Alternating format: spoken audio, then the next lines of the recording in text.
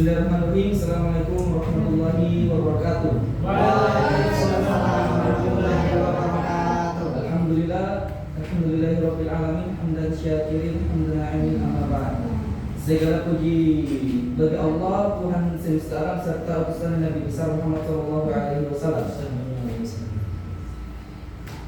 Pada kesempatan siang hari ini kami akan mempresentasikan tentang tafsir ayat-ayat Al-Quran, tentang kewajiban belajar dan mengajar. Kepada pemateri saya persilakan untuk mengintroduksikan. Oke, terima kasih kepada moderator dan teman-teman karena telah memberikan saya waktu untuk memaparkan hasil materi saya. Tafsir ayat Quran surah Al-Alaq ayat 1, yaitu bacalah dengan menyebut nama Tuhanmu yang menciptakanmu. Tafsir ayat ini adalah wahyu pertama yang diterima oleh Nabi Muhammad SAW. Perintah Iqra atau bacalah menunjukkan bahwa belajar merupakan kewajiban utama bagi manusia. Makna penting ayat ini adalah perintah membaca, mencari belajar, meneliti dan memahami ilmu. Menunjukkan bahwa Islam sangat menjunjung tinggi pendidikan. Yang kedua, Quran surah Al-Mujadalah ayat 11.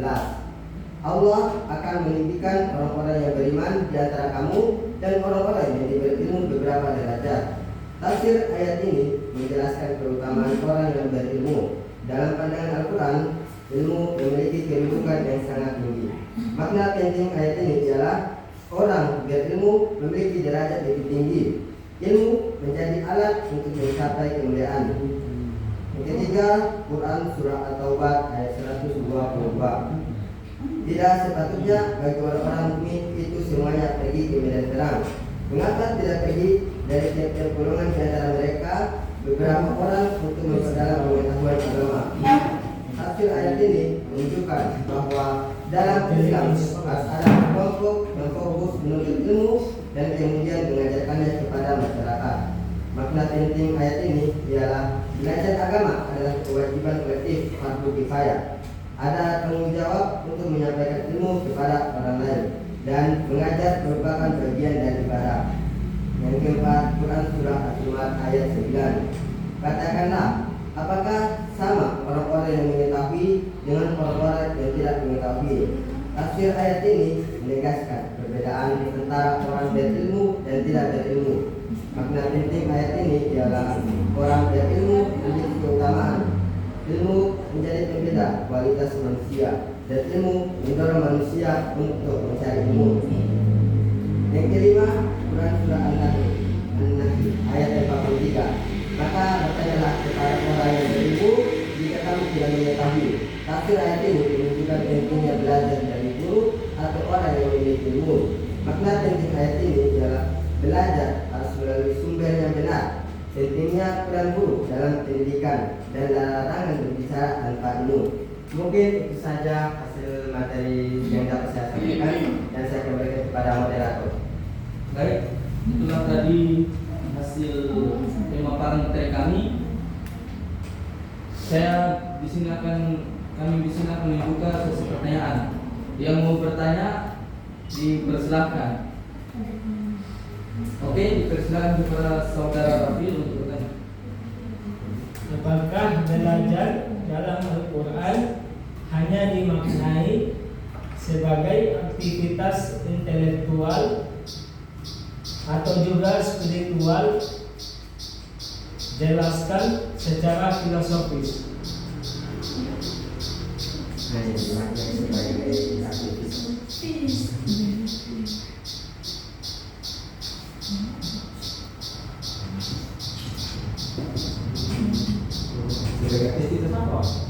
Jelaskan sebagai Belajar dalam Al-Quran hanya dimaknai sebagai aktivitas Intelektual atau juga spiritual. Jelaskan secara filosofis.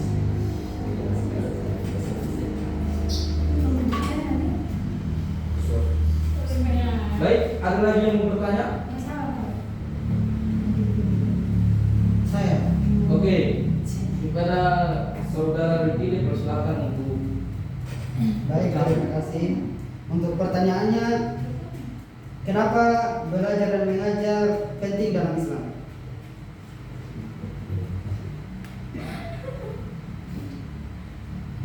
Kenapa belajar dan mengajar penting dalam Islam?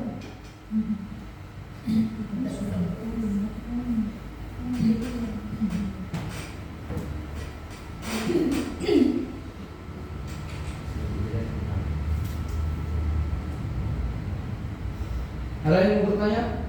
Dari persen kepada saudari Asli yang bilang tentang Baik, terima kasih atas kesempatan yang diberikan kepada saya. Pertanyaannya, berdasarkan dalam Quran surah atau ayat 122, bagaimana konsep keseimbangan antara menuntut ilmu agama dan ilmu duniawi yang bermanfaat? Baik, terima kasih. Oke, kami 3 pertanyaan dulu ya. Nanti ada sesi kedua.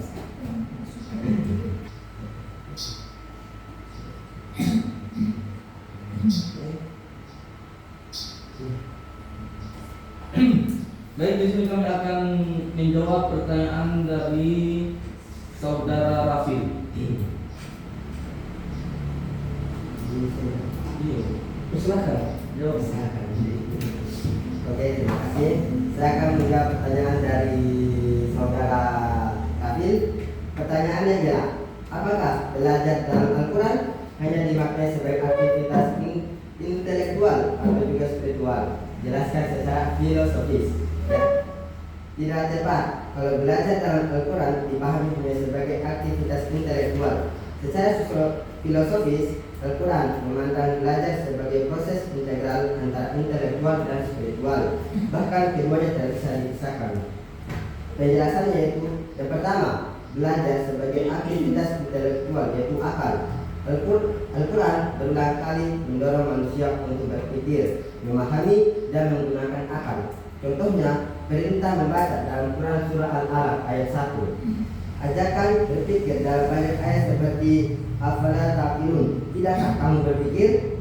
Makna filosofisnya yaitu belajar secara intelektual berarti mencari kebenaran melalui akal, mengkaji realitas alam, sosial, dan sejarah, dan mengembangkan ilmu pengetahuan. Jadi akal adalah alat untuk memahami tanda-tanda kebesaran Allah. Yang kedua, belajar sebagai aktivitas spiritual hati. Namun, Al-Quran tidak berhenti pada akal, ia juga mendekankan dimensi hati. Contohnya, tujuan ilmu adalah meningkatkan ketakwaan. Ilmu harus membawa manusia lebih dekat kepada Allah. Makna filosofis yaitu belajar secara spiritual berarti menyadari bahwa ilmu berasal dari Allah, menghubungkan pengetahuan dengan iman, membersihkan hati dan memperbaiki akhlak.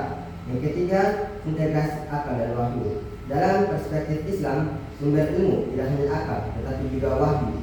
Akal hanya untuk memahami, dan wahyu membimbing kebenaran. Makna filosofis ini melahirkan konsep kesatuan ilmu. Tidak ada dikotomi antara ilmu agama dan ilmu umum. Semua ilmu harus mengarah pada kebenaran dan kebaikan. Yang keempat, belajar sebagai proses transformasi diri. Dalam Al-Quran, belajar bukan sekedar tahu, tetapi menjadi diri sendiri. Artinya, dari tidak tahu menjadi tahu, dari tahu dan menjadi sadar, dari sadar menjadi berakhlak. Makna filosofis, belajar adalah proses. Epistemologis, yaitu mencari pengetahuan. Ontologis, memahami hakikat diri dan Tuhan. Aksiologis, mengamalkan nilai dalam kehidupan. Mungkin itu saja yang dapat saya sampaikan. Bagaimana saudara Ratif? Bagaimana? Penanya, apakah bisa dipahami atau masih mau menanggapi lagi? Bisa dipahami. Dipahami. Oke. Kami beralih di menjawab pertanyaan penanya 2. Kepada saudara dipersilakan untuk menjawab. Oke, saya akan menjawab pertanyaan dari Iya. pertanyaan dari saudara itu. Pertanyaannya, mengapa belajar dan mengajar sangat penting dalam Islam? Belajar dan mengajar dalam Islam bukan sekedar aktivitas akademik, tapi fondasi utama kehidupan beragama dan bermasyarakat. Dalam Al-Quran, keduanya dipandang sebagai jalan membentuk manusia yang beriman, berilmu, dan berakhlak. Penjelasannya yaitu yang pertama, perintah langsung dari Allah. Wahyu pertama kepada Nabi Muhammad dimulai dengan perintah membaca dalam Quran Surah Al-Alaq ayat 1. Ini menunjukkan bahwa belajar adalah pintu awal peradaban Islam. Artinya, Islam dibangun di atas ilmu, bukan kebodohan. Yang kedua, ilmu mengangkat derajat manusia. Dalam Quran Surah Al-Mujadalah ayat 11 dijelaskan bahwa Allah meninggikan derajat orang beriman dan berilmu. Maknanya, ilmu dapat memberi kemuliaan. Ilmu dapat membedakan manusia dengan hewan. Ilmu menjadi jalan kesuksesan dunia dan akhirat. Yang ketiga, belajar dan mengajar adalah ibadah. Dalam Islam, belajar adalah ibadah dan mengajar adalah sedekah ilmu. Setiap ilmu yang bermanfaat akan terus mengalir pahalanya, bahkan setelah seseorang meninggal. Ini menjadikan pendidikan sebagai aktivitas yang bernilai spiritual tinggi. Yang keempat, menjaga kebenaran dan mencegah kesesatan. Tanpa ilmu, manusia mudah salah paham, mudah terpengaruh hal yang menyimpang. Melalui belajar dan mengajar, kebenaran tetap terjaga, ajaran Islam tidak hilang atau disalahartikan. Dan yang kelima, membentuk akhlak dan peradaban. Islam tidak hanya menekankan pengetahuan, tapi juga akhlak. Contohnya, Kisah Luqman yang mendidik anaknya dalam Quran Surah Al-Luqman ayat 12-9. Artinya, pendidikan adalah alat yang membentuk karakter, bukan hanya kecerdasan. Mungkin itu saja yang dapat saya sampaikan. Bagaimana saudara Adi? Bisa dipahami? Bisa.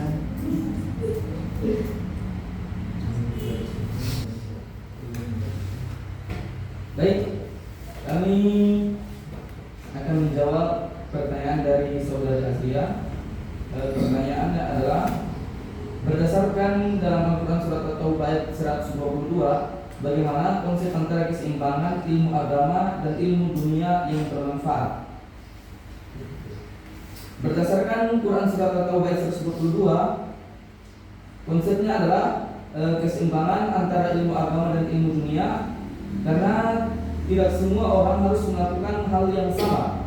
Sebagian dalam ilmu agama agar menjadi pedoman hidupnya, sebagian pula menjalankan aktivitas dunia seperti bekerja dan membangun masyarakat. Jadi ilmu agama itu berfungsi sebagai arah dan nilai, sedangkan ilmu dunia berfungsi sebagai alat untuk kehidupan. Jadi kedua-duanya itu tidak dapat dipisahkan, tetapi saling melengkapi agar manusia bisa hidup seimbang antara dunia dan akhirat. Jadi bagaimana penanya, apakah bisa dipahami? Bisa. Oke? Siapa yang mau bertanya?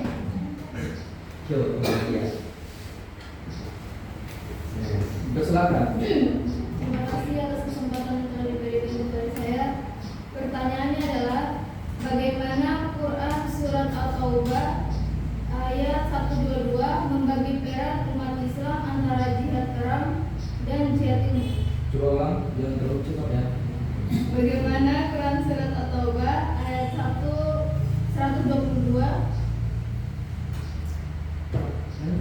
membagi peran umat Islam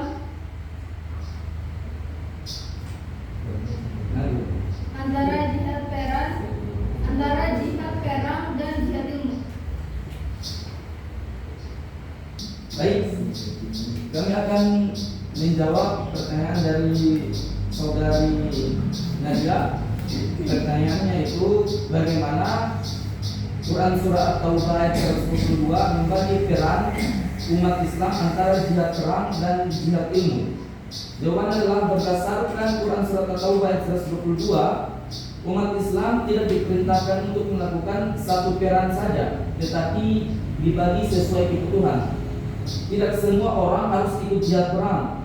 Sebagian harus tetap tinggal untuk mendalami ilmu agama dan memahami ajaran Islam secara mendalam. Jihad perang dilakukan oleh kelompok yang berjuang menjaga keamanan dan mempertahankan umat. Sedangkan jihad ilmu dilakukan oleh kelompok yang belajar lalu mengajarkan kembali kepada masyarakat.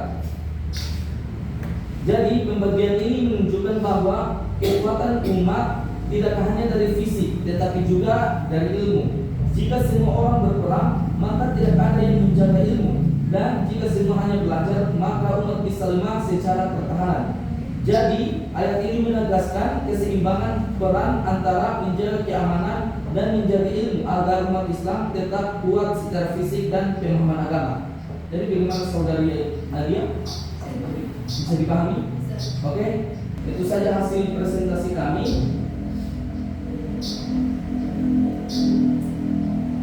Lebih dan kurangnya mohon dimaafkan. Marilah kita tutup hasil presentasi ini dengan mengucapkan hamdalah bersama-sama. Alhamdulillahirrahmanirrahim. Baik, saya tutup dengan ucapan wabillahi taufiq wal hidayah. Wassalamualaikum warahmatullahi wabarakatuh.